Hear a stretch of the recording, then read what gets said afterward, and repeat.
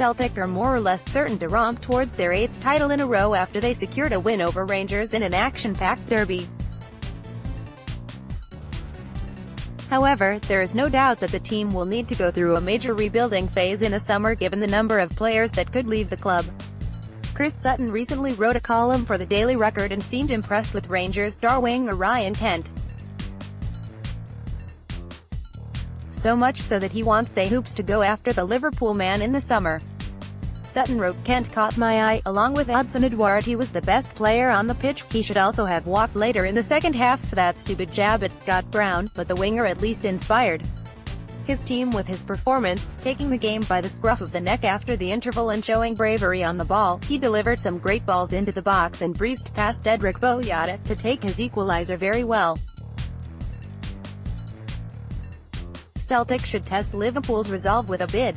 After what happened in the derby, maybe some Celtic fans would be opposed to the idea of having Kent at Parkhead.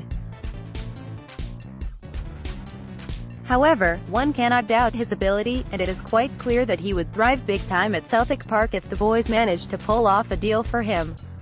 Recently, reports from Sky Sports came out that Liverpool are set to demand £7 million for their winger, and Celtic can afford to pay that kind of money. However, we still feel Rangers will hold an edge over signing someone like Kent given the Steven Gerrard factor. But if Celtic's bid is higher than Rangers, then we doubt that even the former Reds skipper could do anything to influence Liverpool's decision. Kent started off slow and looked rusty in the initial few months, but after he settled in, the Englishman has shown that he can be a match winner on his day. Celtic currently have Scott Sinclair as an outright left winger. Even after an impressive goal haul, we feel that the former Aston Villa man has been just about okay all season. The 30-year-old is in the final few months of his contract and is on a decline.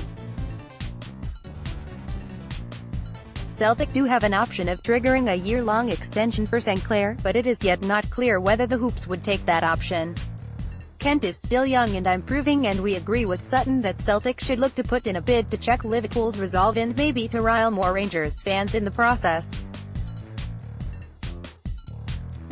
If Celtic does end up placing a bid, it could also be construed as a troll move to get the price up for the player even if Rangers eventually get him.